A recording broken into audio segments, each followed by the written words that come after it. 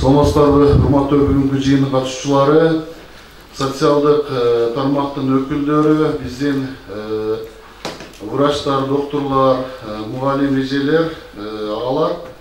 Мына бүгүн сиздер менен бүгүнкү жыйынды өткөрүп, мына жакында эле Кыргыз Республикасынын президенти Садыр Нуркожоевич тарабынан Бишкек шаарында чоң жыйын болуп, анан мына апрель айынан баштап мына социалдык тармактын өкүлдөрүнө кандай камкордуктар же болбосо сиздердин айлык маянаңыздар боюнча кандай кошуулар болуп атат, ошол жаңылыктарга биздин районундагы жетекчилик кызматтагы биздин жетекчилер барып катышып келди.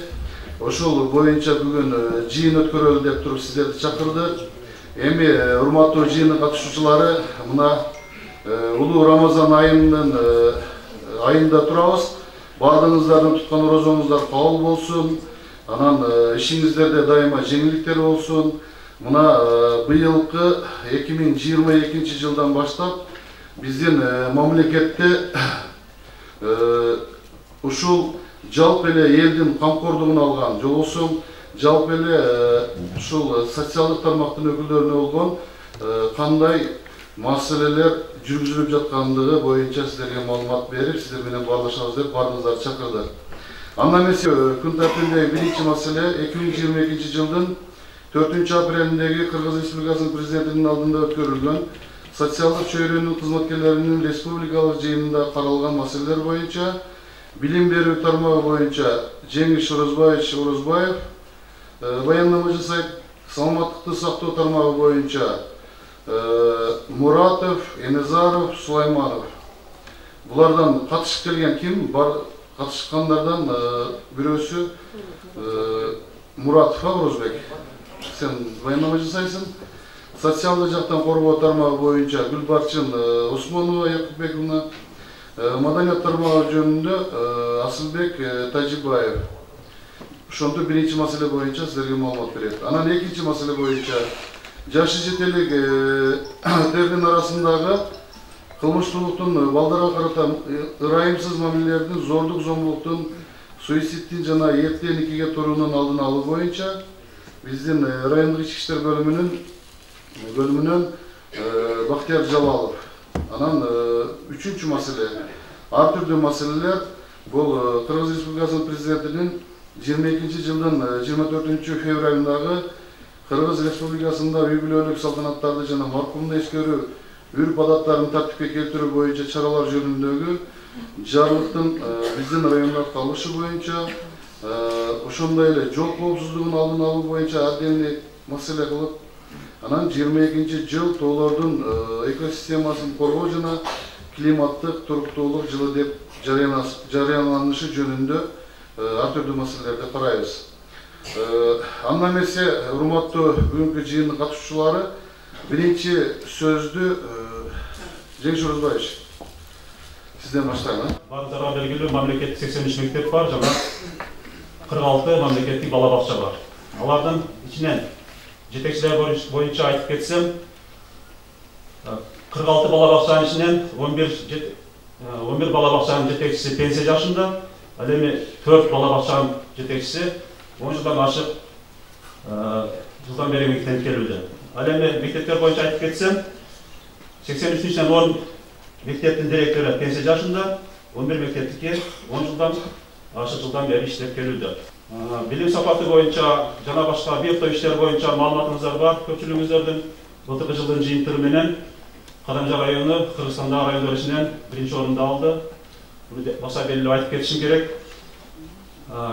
Мектептердин билим сапаты, көпчүлүк иштердин көрсөткүчтөрү ичинен биринчи предметтик олимпиада жөнүндө айтып кетейин. Көрүп турасыздар слайдта 2020 жылы облуска 5 окуучу чыккан, бул шаардагы 2 мектептен. 2021 жылы Масалиев Кадамжа лицейи 10 жылдык Ухна гимназия мектеби, Айтматов гимназия мектебинен чыккан окуучулар, 7 окуучу. Ал эми быйыл дагы 5 окуучу олимпиадада республикага чыгып отурат. Бирок бир өкүнүчтүүсү ушул жылда эле барып аткан окуучулардан чыгып атат. Шаардагы мектептерден, Ухнадан Тешей мектеби, Ухна гимназиясы жана Марказдан ошол 10 жылдык мектебинен, калган мектептерден предметтик олимпиададан республикага чыккан окуучулар дээрлик жок болуп атат. Андан кийинки көрсөткүч алтын тамга. Бул мурда жана кызыл аттестат деп айтылчу. Алтын тамга деп айтылып атат. 1-2 жылдан бери бул тесттин жыйынтыгы менен берилип атат. 2020 жылы 32 талапкер катталып, бирөө гана өткөн, тастаган билимини. Ал эми былтыры 34 талапкер катталып, 6 тастап атат, 17% берип атат. Бул лицейден 2 окуучу, Семетел лицейинен 2 окуучу, Окуна гимназия мектебинен 1 окуучу, Абдрахман мектебинен 1 окуучу. Ушул ойыктуу предметтик олимпиада жана башка бир канча иш жана СМИге чыккан макалалардын жыйынтыгында мектептер рейтингин чыгардык эле былтыркы жылы. Көрүп турасыздар, рейтинг боюнча районубузда эң алдыңкы 10 мектеп бул жерде. Кадамжай лицей, Ирисов, Токтогул, Молданияз, Окуна, Тайыр, Тешеев, Ынтымак, Исбайран, Козга мектептери. Информатик, математик мугалими. 17 жылдык стажы бар экен. 27 саат үчүн буга чейин 18.673 сом эсептелген болсо, 1-апрелден баштап 42.817 сом. Бул жерде өзгөчө басым, билесиздер, мурда начальник класстарга көбүрөөк төлөнчү. Азыр начальник класстарга кошумча информатик, математик, физик, химия, биология 5 предметке начальник класска теңдеп төлөнүп атат. Ушул предметтердин 300 сом эсептелип жүргөн болсо, 1 ставка үчүн. 1-апрелден 18.000 эсептелип атат. 15 жылдык стажы бар. 12.000 болсо 22.000 болду. Усуучулардыкы азыраак, көрүңүздөр, буга чейин 7.150 сом эсептелген болсо, азыр 11.700 сом кошулуп атат. Энди учурдан пайдаланып айтып кетем, ушул энди мугалимдикте көбүрөөк окусаңыздар, урматтуу кесиптештер, урматтуу жыйын катышуучулары, көбүрөөк ушул мугалимдер тажрыйбалуу мугалимдер көп болушуну талап кылып, каалап кетет эле. Көп мектептер жанагыда эптеп, сабак алып жүргөн мугалимдерден кичине арылышыбыз керек. Узбаевка барбы немелер? Суроосуңуздар. Мына зарплаталар боюнча дагы айтсаңыздар болот. Айлык акы же болсо кандай болуп туруп эсептелинет түшүнбөгөнүңүздөр болсо, бир суроо алсаңыздар болот да. Эми айлыгы өттү деген бир документ эч кандай жок деп талаш атабыз барбыз. Бир гана мыйзам эле бар да, сентябрда. Ана каржылоо өтсүн деген. Деген каржылоо деген көмүр, свет, коммуналдык, суу жана башкалар өтүп атат бизге. Биз рес менен эч кандай договор түзгөн эмеспиз, түзө элекпиз дагы эле. Бирок, мына март 3 айдын ичинде 721.000 сом штраф жазып келип атат. Почти миллион сом, Абдрахманович. Бул кандай штраф? Кайсы бир мектепте пломбасы жок, кайсы бир мектеп чөчүрө алмашкан эмес. Буну убагында айлык өтөп калган эмес. Азыр деле айлык өтөтүн баланса турат нерсечи. Биз көрүп ал элекпиз. Ким төлөйт муну? Мен төлөп эртеге бирдеме болушун керек да. Ошол максатта сүйлөшө алайлы. Урматтуу директорлор, урматтуу бала бакча башчылары, сиздер баары документ нормальный жакшы деп атасыздар. Бирок отуруп чыгып атат да. Биринчи Масалин мектебе чыкты. Документ чуркап, 3 жылда койгон бүттү. Андан кийин Ынтымак мектебе чыкты, Хальмиондо. Алда бүткөндөн кийин Темирбай мектебе чыгып атат майданда. Энди ал бүт элек. Айдаткенде бирөө чыгып атат, мына бирликте бакча чыгып атат. Пломбасы жок, штраф. Суроо. Ошол текшерүүчүлөрдү ким чакырып атат? Текшерүүчү мындай барга барбай атат да, именно косяги бар мектепке бала бакчага барып атат. Бул деген сөз, ошол жердеги контролер, монтер өздөрү чакырып атат. Өздөрү билет кайта кандай бар экенин. Ошого бул штрафты же рес өзү төлөйт, же айлык өтөп төлөш керек. Мен өткөрүп алып элек эчкимисинчи. Ошондой маселе бул жерде. Эмеде рестен келген өкүл. Ошол өзү ошол үчүн мындай жетекчиге жеткизем дегендер кебе келе деп айтпайм чогулсачы. Немеде мындай Жеңиш Орозбаевич, немеде мына айыл өкмөттөр дагы отурат бу жердечи. Чындап азыр бүт айылдардагы освещениеден баштап айыл өкмөтүнүн зданиясы бизге өттү, райадминистрацияга бүт электр энергиясы дагы мына январдан баштап биз төлөп келип атабыз. Мына мектептердин бүт эмеси районго өттү да. Анан сиздерге жетекчилер кайсы мектепте ушундай бир көрүнүш болуп, же рейстен барып штраф салганга повод кылган счетчиңизде пломба жок болосузбу? Бардыгын исмат этебиз. Мектептин директору болобу, заведующий детсад болобу, жооп бересиздер. Себеби ар бириңе районунун бухгалтери жосом району барып темселеп пломбасы бар экен жок экен мындай кылып жүрбөйт да. Бардыгыны ошол рейстен чакырып туруп ар бир участкадан мына боюнча биз өзүбүз чечип алабыз азыр. Кандай маселе болот, кайсыл ким төлөйт, эмне болот, муну чечип алабыз.